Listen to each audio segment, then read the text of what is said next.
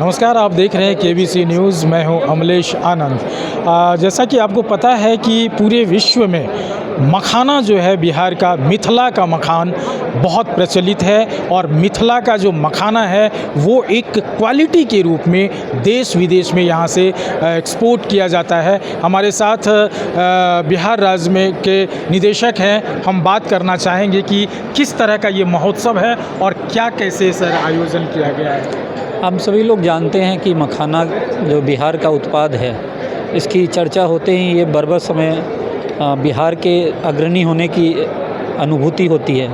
तो हम पूरे विश्व का लगभग 85% उत्पादन करते हैं और हमारे किसान बंधु जो इसमें जुड़े हुए हैं, लगभग 20 से 25 हज़ार किसान हैं जो इस खेती से जुड़े हैं। तो उनके कारण सिर्फ देश में ही नहीं, विदेशों में भी मखाना पहुंच रहा है। हमारा बड़ा मार्केट है, अमेरिका है, दुबई है, जापान है, कोरिया है, सभी जगह हमारे उत्पाद पहुंच रहे हैं और इससे हमारे देश की ही नहीं, बिहार की भी ख्याति बहुत बढ़ रही है। सर, कहाँ कहाँ मखाना की प्रोसेसिंग हो रही है? जो किसान हैं वो किस किस ज़िले में ज़्यादातर है? देखिए, प्रोसेसिंग जो है वो ज़्यादा आपको दरभंगा, मधुबनी और पूर्णिया ज़िले में हो रही है, लेकिन इसकी खेती जो है वो पूरे मिथिला क्षेत्र में और कोसी क्षेत्र में जो खेत पद्धति से खेती की जाती है उसको काफ़ी बढ़ावा मिला है।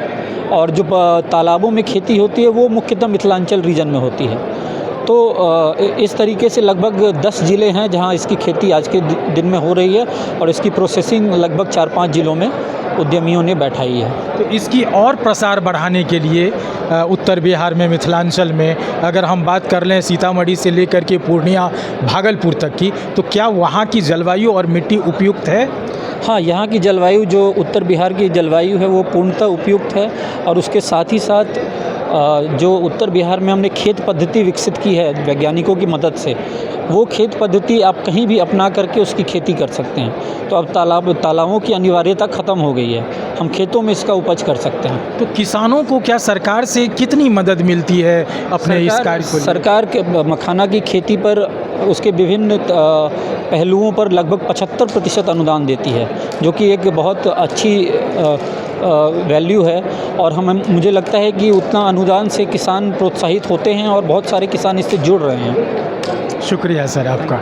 तो ये थे अभिषेक जी जो निदेशक हैं, और आप देख सकते हैं कि ये मखाना का ये मखाना महोत्सव ये किया गया है पटना के ज्ञान भवन में। और यहाँ अलग अलग तरह के, अलग अलग वैरायटीज़ के, अलग अलग क्वालिटी के यहाँ मखाना का स्टॉल लगा गया। हम वो भी दिखाएंगे जो मखाना का स्टॉल है। और ये मिथिला का जो मखान है ये विश्व प्रसिद्ध है और ये बहुत ही प्रचलित है, जिसको लेकर एक्सपोर्ट भी किया जाता है और किसान भी लाभान्वित होते हैं। ख़ास तौर पर जो इंसान यहाँ जो व्यक्ति हैं इस देश के, इसको खाने से स्वास्थ्य के रूप में भी बहुत ही फ़ायदा कारक होता है। और ये क्वालिटी का मखान सिर्फ़ और सिर्फ मिथिला में पैदा होता है। देख सकते हैं कि मखाना कैसे पैदा होता है, उसके पेड़ पौधे कैसे होते हैं। और ये देख रहे हैं कि यही मखाना का पौधा है। मखाना उद्योग के लिए क्या क्या चीज़ों की ज़रूरत पड़ती है वो आप सब कुछ यहाँ देख सकते हैं। और इस जगह पे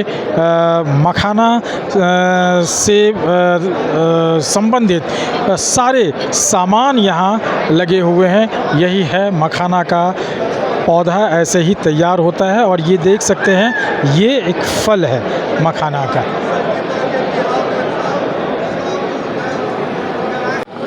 देख सकते हैं अलग अलग तरह के स्टॉल लगे हुए हैं। मधुबनी मखाना प्राइवेट लिमिटेड, यहाँ आलम फार्म और यहाँ नेशनल मखाना उद्योग, तरह तरह के ये देख सकते हैं कि काफ़ी लंबी स्टॉल है। और यहाँ अलग अलग तरह के, अलग अलग वैरायटीज़ के, अलग अलग क्वालिटी, अलग अलग साइज़ के मखाने के स्टॉल यहाँ लगे हुए हैं पटना के ज्ञान भवन में। देख सकते हैं ये मखाना का अलग अलग तरह के वैरायटी, अलग अलग तरह के क्वालिटी है। और ये पटना के ज्ञान भवन में जो स्टॉल लगा हुआ है, तो देख सकते हैं ये मखाना सब का स्टॉल लगा हुआ है यहाँ। और आज ये मखाना महोत्सव पटना के ज्ञान भवन में है और ये बहुत सारे स्टॉल लगे हुए हैं। आप देख सकते हैं यहाँ से लेकर के पूरे इतना बड़ा हॉल है और इसमें तकरीबन सैकड़ों स्टॉल लगे हुए हैं और इसी स्टॉल के सहारे मखाना को प्रमोट करने की ये काम किया जा रहा है। आप देख सकते हैं मखाना महोत्सव के लिए ये मंच है जहाँ से अलग अलग तरफ के किसानों से बात की जाती है यहाँ। तो आज ज्ञान भवन में चूँकि ये मखाना महोत्सव है और यहाँ अलग अलग राज्यों से अलग अलग प्रदेश से साइंटिस्ट भी आए हुए हैं, हम उसी में से बात करना चाहेंगे।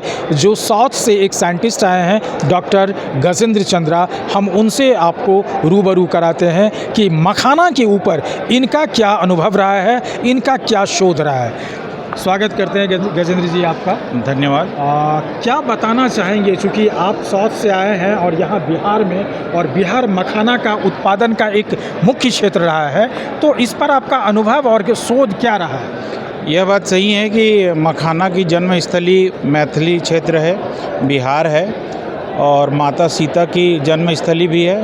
और जैसा आप सब जानते हैं कि छत्तीसगढ़ को माता कौशल्या की जन्मस्थली कहा जाता है, तो कहीं ना कहीं एक प्रकार का धार्मिक लिंकेजेस भी मिथिला और छत्तीसगढ़ के बीच है। पर फसल की बात करें तो पूरे विश्व का 80 से 85% उत्पादन बिहार में होता है, और बिहार का उत्पादन मिथिला क्षेत्र में दरभंगा, पूर्णिया यही के आसपास में होता है। आवश्यकता है कि इस क्रॉप के अभी समय पोस्ट कोविड पीरियड में जिस प्रकार से न्यूट्रिशन को लेकर पूरे विश्व में एक डिबेट का विषय बना है, ऐसे समय में मखाना की डिमांड बढ़ी है। इसी को लेकर हम लोगों ने यहाँ से छत्तीसगढ़ यहाँ बिहार से टेक्नोलॉजी ले जाकर अपने प्रायोगिक स्तर पर वहाँ पर इसकी खेती कर रहे हैं, और प्रारंभिक स्तर पर परिणाम काफ़ी उत्साहजनक मिला है। और आप सब जानते हैं कि छत्तीसगढ़ में अभी जो उत्पादन मिल रहा है हमको काफ़ी उत्साहजनक है, और आगे भी यहाँ से हमारा कोऑर्डिनेशन रहेगा। जी क्या बताना चाहेंगे, नाम बताइए। मेरा नाम सत्यजीत विश्वास है, मैं इंडो ग्लोबल एक्सपोर्ट से हूँ। मैं इंडो ग्लोबल एक्सपोर्ट को लास्ट 3 साल से मैं दिल्ली से ऑपरेट करता हूँ। मैं बेसिकली मखाना के अवेयरनेस के बारे में मेन बोलना चाह रहा हूँ। मखाने के बारे में लोग बहुत बोलते हैं, मखाना का प्रोडक्शन कितना ज़्यादा अच्छा हो, मखाने का पैकेजिंग कितना अच्छा हो, लोगों को, लेकिन मेन मुद्दा है मखाने के बारे में लोगों को अवेयरनेस। हम लोग केवल बिहार और ईस्टर्न यूपी के लोगों को पता है कि मखाना क्या है, उसका इंपॉर्टेंस क्या है। अगर आप सेंट्रल इंडिया में चल जाओ या साउथ इंडिया में चल जाओ, मखाने के बारे में लोगों को पता ही नहीं है। मखाना को हम लोग द फूड ऑफ गॉड बोलते हैं बिहार में, और दूसरे जगह फॉरेन में द सुपर फूड कहते हैं। मखाने का जो इम्पोर्टेंस है, इसकी जो न्यूट्रिशन वैल्यू है, ये कमाल की है, जो हम लोग इंडियन लोगों को ही पता नहीं है। तो हमारा जो रिक्वेस्ट है, या मेरा जो रिक्वेस्ट है to all the entrepreneurs, makhana cultivators, makhana traders, wholesalers को, मैं चाहूँगा इसको बिहार और यूपी से अलग होकर भी इसको रेस्ट ऑफ इंडिया में लेके जाएं। हाँ, जो दिखता है वो बिकता है। पैकेजिंग ऐसी माध्यम है जिससे प्रोडक्ट को हम मार्केट में ले जा सकते हैं। पैकेजिंग मखाना आप बहुत अच्छी क्वालिटी का हो सकता है, लेकिन अगर उसको सही ढंग से पैकेजिंग ना हो तो कंज्यूमर तक नहीं पहुंच सकता। पैकेजिंग को मखाना की जानकारी भी पैकेजिंग के थ्रू दी जाती है।